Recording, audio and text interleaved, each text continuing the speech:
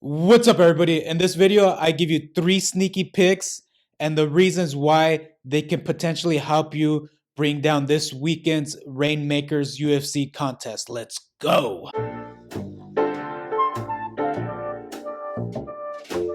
All right, so I have the spreadsheet pulled out here.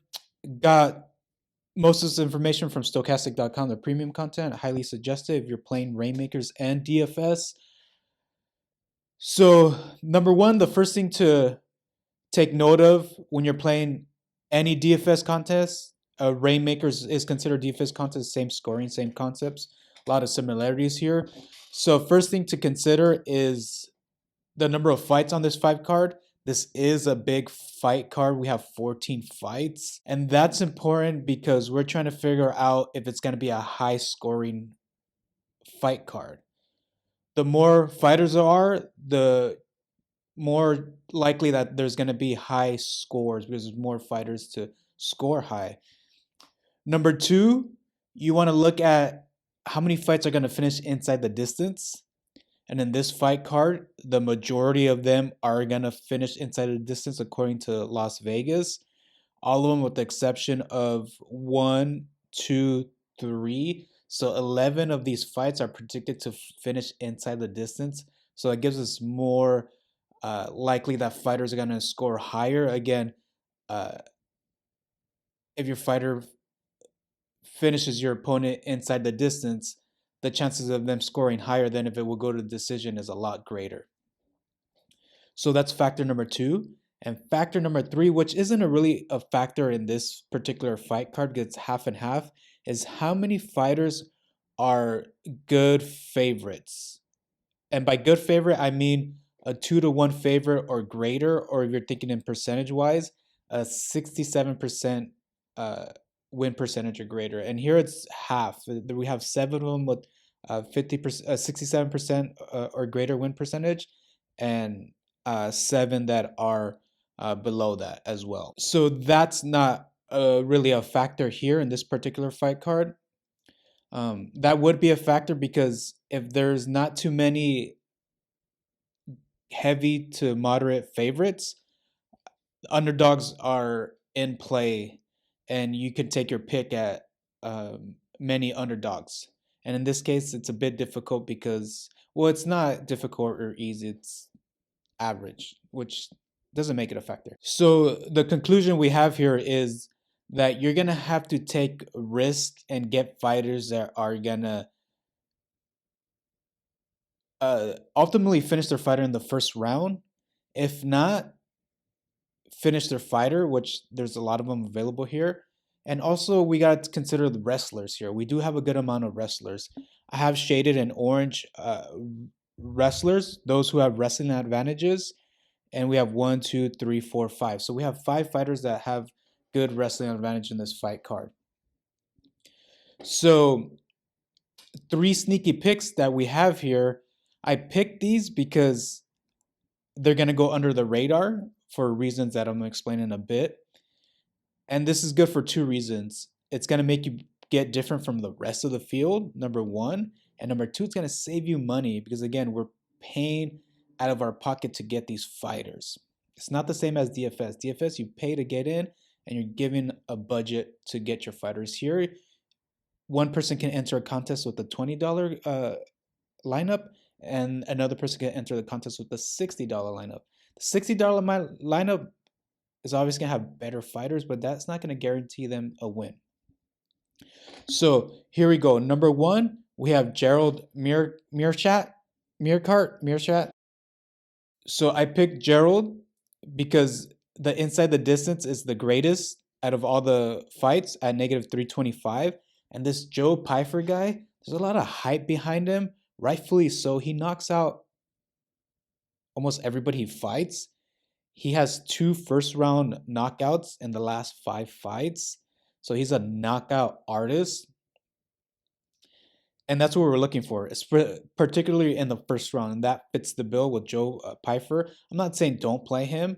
I will get some Joe Pyfer because he does fit the bill of first-round finishes. But to get different, you have Gerald here, and his road to victory is by submission. He has 4 submissions in his last 5 opponents. And Joe Pyfer's takedown defense hasn't really been tested. He's only had one of 2 takedowns on him. So he's only been 2 takedowns been attempted on him, and one has been successful. So his takedown defense still hasn't been tested. So it'd be interesting to see Gerald test that takedown defense. And if Gerald could pull the upset and take him down and submit him, you got your finish right there. You got him at a cheap price, and that's gonna get you different from the field right there, because not too many people are gonna be looking at Gerald. Number 2, Steve Garcia. He's gonna be fighting Shailan Nurdambeki. Always butcher these names. They're so difficult, and I feel like they're getting more difficult as the years go on. A second highest inside the distance of the whole fight card at -200. And this guy's a knockout artist. He has 3 KOs in his last 5 fights. And we all saw what he did to Chase Hooper. That was pretty intense. He scored really high on that fight, 130 plus points on that fight. And that's another fighter, if he pulls the upset here, you save money and you get different from the rest of the field. The last sneaky pick I have for you guys is Christian Rodriguez. He's going to be fighting the highly touted Raul Rosas Jr. This dude has so much hype behind him, similar to Bo Nichols' hype here. Youngest fighter in the UFC to be signed by the UFC. Made quick work of his last opponent on his debut in the UFC. So we know a lot of people are going to be going to Raul Rosas, but he still hasn't been really tested. And Christian Rodriguez is not just a can that they're throwing a Raul just to build him up. This was a bit confusing because I feel like I believe that they were going to build him up slowly, a little more slowly. But Christian Rodriguez is actually a legit fighter, and he has 3 finishes in his last 5 fights. So we can see an upset there. Chances are we won't, but the fact that Raul Rosas is so damn hyped going against the field will definitely get you different. And Christian Rodriguez is way cheaper than Raul Rosas. Inside the distance at -140, pretty decent there. I'm not saying pick all 3 of those fighters because chances are they're not going to win. But if they do win, it is going to pay great dividends. And you can see a way of them winning.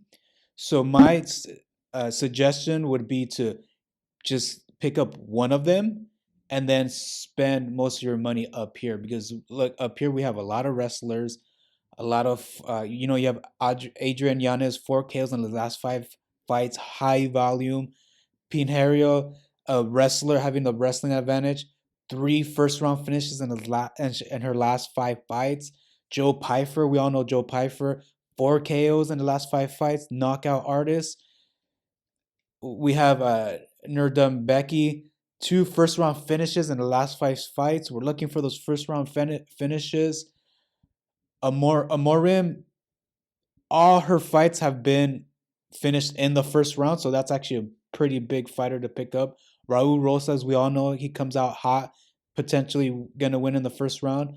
Lupi Godinez, wrestler, going to have the wrestling advantage. Carl Williams has definitely going to have the wrestling advantage. But if you're going to spend down here, and I suggest you do to save money and to get different from the rest of the field, you have these 3 fighters that stick out. I'm going to leave it there. I'm going to make another video for the regular DFS contest, so keep an eye out on that.